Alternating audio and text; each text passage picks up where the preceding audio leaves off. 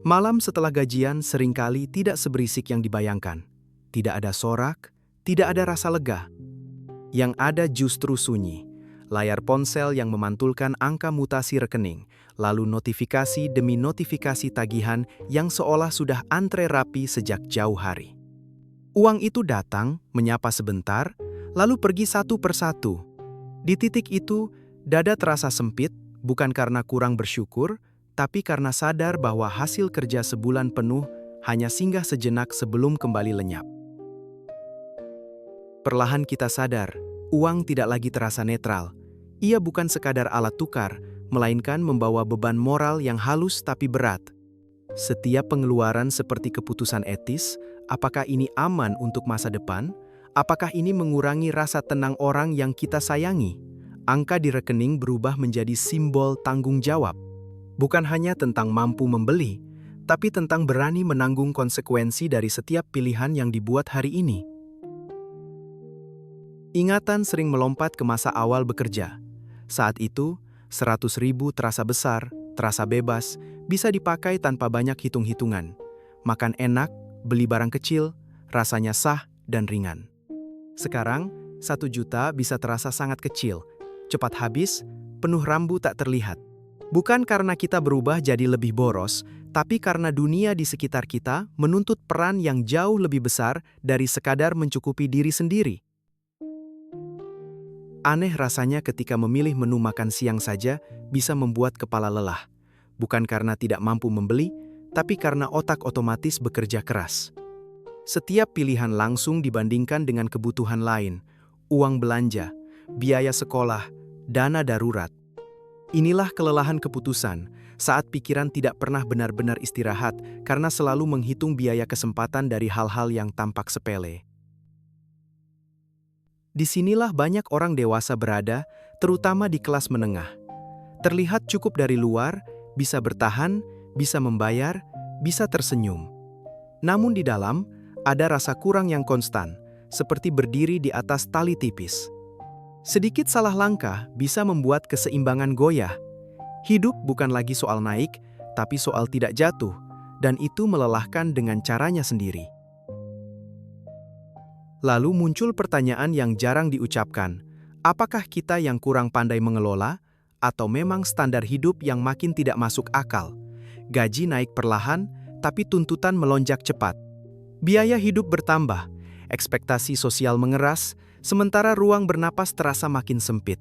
Pertanyaan ini bukan untuk mencari kambing hitam, tapi untuk jujur pada realitas yang sedang kita hadapi. Video ini tidak datang untuk menyuruhmu menahan lapar, menghapus kesenangan kecil, atau hidup ekstrem. Tujuannya lebih sederhana dan lebih dalam, memahami bahwa rasa berat itu nyata dan valid, bahwa kamu tidak sendirian merasakannya. Dan mungkin, dengan memahami asalnya, kita bisa mulai berdamai dengan uang, bukan sebagai musuh, tapi sebagai bagian dari hidup yang perlu kita kelola dengan lebih manusiawi. Ada ketakutan yang jarang dibicarakan, takut salah langkah, bukan salah kecil, tapi salah yang efeknya panjang. Salah memilih cicilan, salah ambil keputusan finansial, lalu harus menanggung akibatnya bertahun-tahun. Bagi orang yang punya tanggung jawab, kesalahan terasa seperti hukuman penjara versi sunyi. Tidak terlihat, tapi setiap bulan menggerogoti napas, membuat kita ekstra hati-hati, sampai hal paling sederhana pun terasa menegangkan. Bagi banyak orang, posisi hidupnya seperti terjepit di tengah, menopang generasi di atas sambil menyiapkan masa depan generasi di bawah. Tenaga mental bekerja 2 kali lipat setiap hari. Memikirkan orang tua, memikirkan anak, memikirkan pasangan, seringkali lupa memikirkan diri sendiri. Lelah yang muncul bukan karena kurang bersyukur, tapi karena kapasitas pikiran manusia memang ada batasnya, dan batas itu sering dilampaui. Keinginan sederhana untuk menyenangkan diri sendiri pun berubah jadi konflik batin. Membeli kopi enak, alat hobi, atau sekadar makan lebih layak, tiba-tiba terasa seperti mengambil jatah orang lain. Seolah-olah setiap rupiah untuk diri sendiri adalah bentuk egoisme. Rasa bersalah ini pelan-pelan membentuk keyakinan bahwa kebahagiaan pribadi adalah sesuatu yang harus ditunda terus-menerus.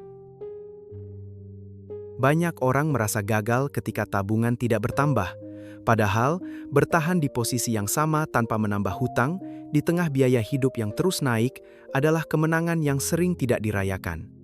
Ada ilusi bahwa progres hanya berarti naik, padahal stabil di situasi sulit juga membutuhkan usaha besar. Tidak jatuh pun sebenarnya adalah bentuk kemajuan. Media sosial memperberat semua ini. Kita melihat potongan hidup orang lain yang tampak rapi, mapan, dan tenang. Tanpa sadar, kita membandingkan perjuangan penuh kita dengan tampilan singkat mereka.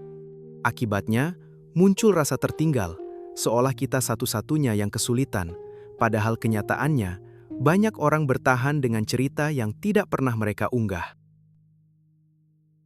Ada pengorbanan-pengorbanan kecil yang nyaris tak pernah dianggap penting. Membatalkan janji bertemu teman karena ongkos, memilih diam daripada ikut acara, menahan keinginan agar bulan tetap aman. Pengorbanan ini tidak terlihat heroik, tapi perlahan mengikis ruang bernapas emosional. Jika dibiarkan tanpa pengakuan, lelahnya bisa menumpuk menjadi rasa hampa yang sulit dijelaskan. Merasa lelah menghadapi keputusan uang bukan tanda kegagalan.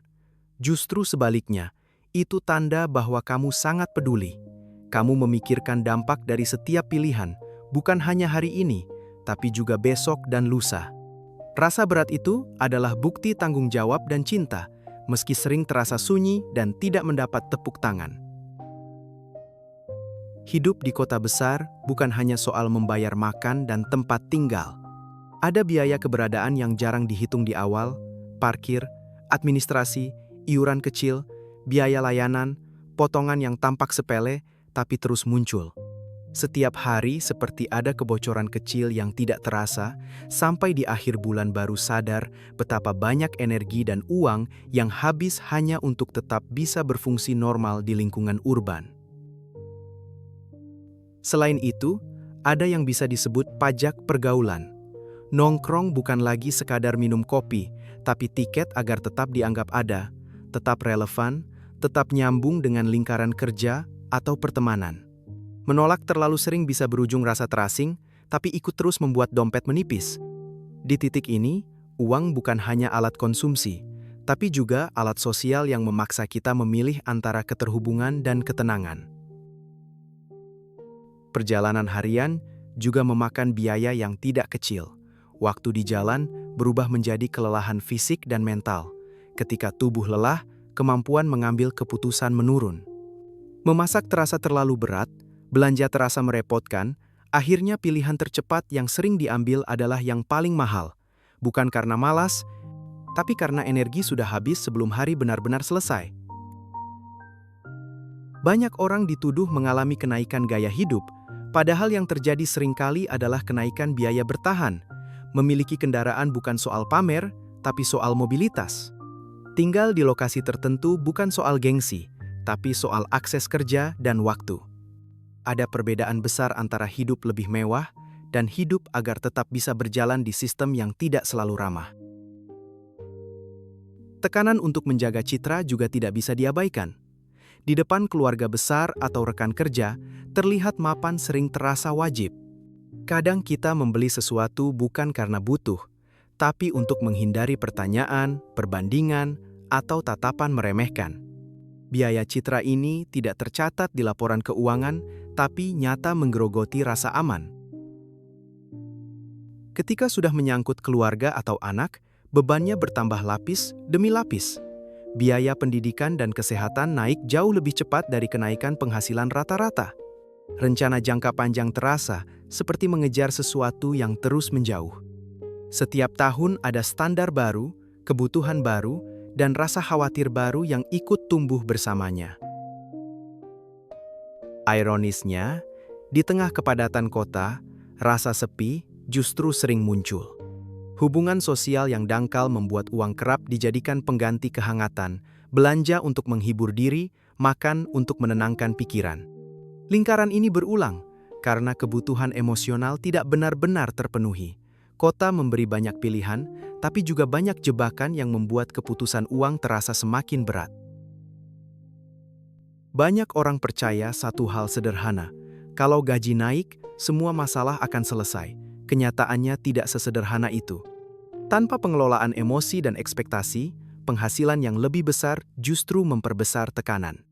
Cicilan ikut naik, standar hidup ikut bergeser, dan rasa cemas tidak berkurang, hanya berpindah bentuk. Uang lebih banyak tidak otomatis membuat keputusan terasa lebih ringan. Di sisi lain, ada yang terjebak di kebanggaan menabung ekstrem, menahan diri berlebihan, menekan semua keinginan, mengabaikan kesehatan mental. Dalam jangka pendek terlihat disiplin, tapi dalam jangka panjang sering berujung ledakan. Panic buying, belanja balas dendam, atau keputusan impulsif yang justru menghapus semua pengorbanan sebelumnya. Menabung tanpa ruang bernapas bisa berubah jadi bumerang. Pembelian kecil yang impulsif sering dianggap kebiasaan buruk semata. Padahal, itu seringkali adalah mekanisme bertahan hidup. Otak mencari kebahagiaan cepat sebagai kompensasi dari tekanan yang menumpuk. Barang kecil terasa seperti hadiah, meski dampaknya sementara. Bukan soal kurang kontrol, tapi soal kebutuhan emosional yang tidak pernah diberi ruang secara sehat. Kesalahan lain yang umum adalah menganggap semua hal mendesak. Ajakan sosial, tren, kebutuhan gaya hidup, semuanya terasa harus dipenuhi sekarang juga. Padahal tidak semua yang penting harus dilakukan hari ini. Ketidakmampuan membedakan urgensi membuat kita terus bereaksi, bukan merencanakan, dan itu menguras tenaga mental serta finansial secara perlahan. Banyak luka finansial berasal dari perbandingan yang keliru. Kita membandingkan proses hidup kita yang masih berjalan dengan hasil akhir atau potongan terbaik hidup orang lain. Seolah-olah semua orang sudah sampai, kecuali kita. Padahal setiap orang berada di bab yang berbeda, dengan beban yang tidak selalu terlihat di layar. Hutang sering dipersepsikan sebagai jalan pintas. Pay later, cicilan ringan, bunga kecil, semuanya terasa membantu hari ini. Namun yang jarang dibicarakan adalah harga ketenangan di masa depan. Setiap hutang adalah janji yang harus ditepati oleh diri kita yang lebih tua, dengan energi yang mungkin sudah jauh berkurang. Salah satu kesalahan paling sunyi adalah memikul semua beban sendirian.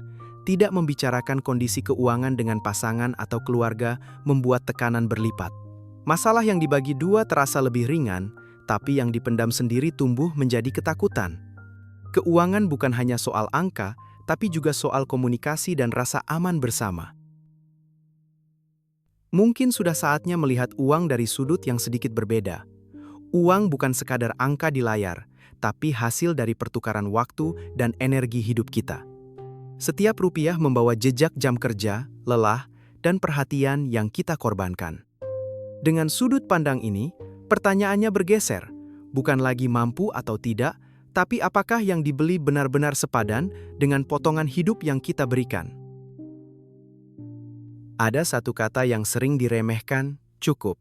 Bukan berarti berhenti bertumbuh, tapi memahami titik di mana tambahan uang tidak lagi memberi rasa tenang yang sebanding. Banyak tekanan datang bukan karena kekurangan absolut, tapi karena tidak pernah menetapkan batas psikologis tentang kapan sebenarnya kita sudah aman dan layak bernapas. Selama ini kita diajari mengejar keuntungan maksimal, namun bagi banyak orang dengan tanggung jawab besar, ketenangan sering jauh lebih bernilai. Menyimpan uang di tempat aman, meski imbal hasil kecil, kadang lebih masuk akal daripada pilihan berisiko yang membuat tidur tidak nyenyak. Keputusan terbaik tidak selalu yang paling menguntungkan di atas kertas. Menggeser fokus dari citra ke rasa bisa mengubah banyak hal. Barang yang terlihat sering memberi kepuasan singkat, sementara pengalaman yang terasa memberi bekas lebih panjang. Waktu bersama keluarga tanpa gangguan, percakapan sederhana, atau istirahat yang berkualitas sering jauh lebih mengisi daripada simbol-simbol kemapanan yang cepat dilupakan. Menetapkan batas finansial bukan tanda keras hati. Berkata tidak pada ajakan atau permintaan yang melampaui kemampuan adalah bentuk menjaga diri dan masa depan. Batas ini sering terasa tidak enak di awal, tapi justru menciptakan rasa aman jangka panjang. Tidak semua ekspektasi orang lain wajib kita penuhi. Tanggung jawab sering disalahartikan hanya sebagai kemampuan memberi materi. Padahal, menjaga diri tetap sehat secara mental dan finansial adalah bentuk tanggung jawab yang tidak kalah penting. Orang-orang yang kita sayangi membutuhkan versi diri kita yang utuh, bukan hanya versi yang terus berkorban sampai habis. Keuangan bukan lomba lari cepat tapi perjalanan panjang. Ada fase melaju, ada fase melambat, bahkan berhenti sejenak. Semua itu wajar selama arah tetap jelas. Tidak apa-apa bergerak perlahan, selama setiap langkah membawa kita menjauh dari kecemasan dan mendekat ke hidup yang lebih seimbang. Coba berhenti sejenak dan berkaca dengan jujur. Tanyakan pada diri sendiri, apakah semua yang kamu kejar benar-benar impianmu, atau sebagian besar energi justru habis untuk membiayai harapan orang lain agar kamu terlihat berhasil? Pertanyaan ini tidak nyaman, tapi sering membuka pintu ke kejelasan yang selama ini tertutup oleh rutinitas dan tuntutan. Luangkan waktu untuk melihat ke belakang. Dari beberapa pengeluaran terakhir, mana yang benar-benar memberi rasa bahagia, dan mana yang dilakukan karena terpaksa, ikut-ikutan, atau sekadar agar tidak ketinggalan. Pola ini penting, karena di sanalah kita bisa melihat apa yang sebenarnya memberi energi dan apa yang diam-diam mengurasnya. Ada biaya besar yang jarang dicatat, biaya berpura-pura baik-baik saja. Hitung berapa banyak uang yang keluar setiap bulan hanya untuk menjaga tampilan, agar terlihat aman, stabil, dan tidak merepotkan siapapun. Kesadaran ini bukan untuk menyalahkan diri, tapi untuk memahami beban tak kasat mata yang selama ini kita pikul. Setiap orang biasanya punya satu tanggung jawab yang terasa paling berat. Identifikasi apa itu, dan tanyakan dengan jujur, apakah beban ini bisa dinegosiasikan? Kadang bukan uangnya yang terlalu besar, tapi ekspektasinya yang tidak pernah dibicarakan. Ruang dialog bisa mengurangi beban yang selama ini terasa mutlak. Bayangkan dirimu 10 tahun ke depan, versi yang lebih tenang dan berpengalaman. Apa yang akan dia katakan tentang keputusan finansial hari ini? Apakah dia berterima kasih karena kamu menjaga diri, atau menyesal karena kamu terlalu memaksakan diri? Dialog imajiner ini sering memberi perspektif yang tidak muncul dalam tekanan sehari-hari.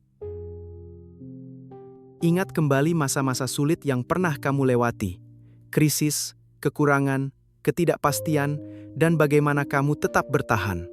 Fakta bahwa kamu masih di sini adalah bukti kekuatan yang sering dilupakan. Setiap keberhasilan kecil layak diakui, karena dari situlah kepercayaan diri tumbuh kembali.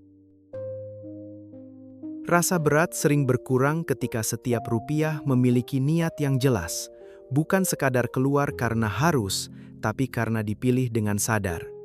Ketika pengeluaran selaras dengan nilai pribadi, konflik batin melemah. Keuangan mungkin tetap menantang, tapi tidak lagi terasa menggerogoti dari dalam. Rasa berat ini mungkin tidak akan pernah benar-benar hilang selama ada tanggung jawab di hidup kita. Namun, perbedaannya terletak pada cara kita membawanya. Beban yang dipahami terasa lebih ringan daripada beban yang terus dilawan. Menerima bahwa tekanan ini bagian dari peran dewasa justru memberi ruang untuk bernapas tanpa rasa bersalah. Tidak perlu memulai dengan langkah besar yang menakutkan. Satu keputusan kecil hari ini sudah cukup untuk mengembalikan rasa kendali. Mencatat pengeluaran, menunda satu pembelian impulsif, atau sekadar berhenti sejenak sebelum menggesek kartu. Langkah kecil ini bukan tentang hasil instan, tapi tentang membangun kepercayaan pada diri sendiri. Ingatkan diri bahwa nilai hidupmu tidak ditentukan oleh saldo rekening atau seberapa banyak yang bisa kamu berikan. Angka tidak pernah mampu mengukur usaha, niat baik, dan ketulusan yang kamu curahkan setiap hari. Kamu tetap berharga, bahkan di saat kondisi finansial terasa tidak ideal. Berikan izin pada diri sendiri untuk beristirahat dari pikiran finansial. Dunia tidak akan runtuh jika 1 jam sebelum tidur kamu tidak memikirkan uang. Tubuh dan pikiran yang lelah butuh jeda, karena keputusan terbaik jarang lahir dari kondisi yang terus tertekan. Kamu tidak sendirian dalam perasaan ini. Setiap orang membawa cerita beratnya masing-masing, meski jarang terlihat. Berbagi di ruang yang aman bisa menjadi pengingat bahwa perjuangan ini kolektif.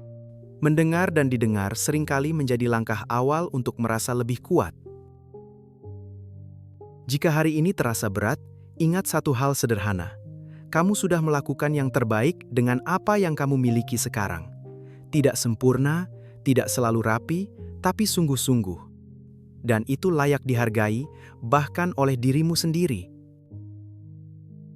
Mari menutup dengan nada yang lebih tenang. Tarik napas perlahan, lepaskan ketegangan, dan izinkan dirimu melanjutkan hidup dengan langkah yang lebih sadar. Kita akan terus belajar bersama, bukan untuk menjadi paling kaya, tapi untuk menjalani hidup yang lebih bermakna dan lebih manusiawi.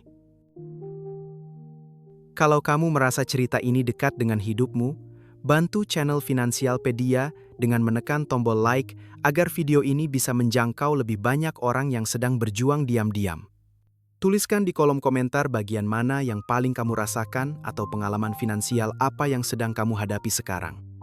Dan jika kamu ingin terus belajar melihat uang dengan cara yang lebih tenang dan manusiawi, jangan lupa subscribe Finansialpedia supaya kita bisa tumbuh dan belajar bersama ke depannya.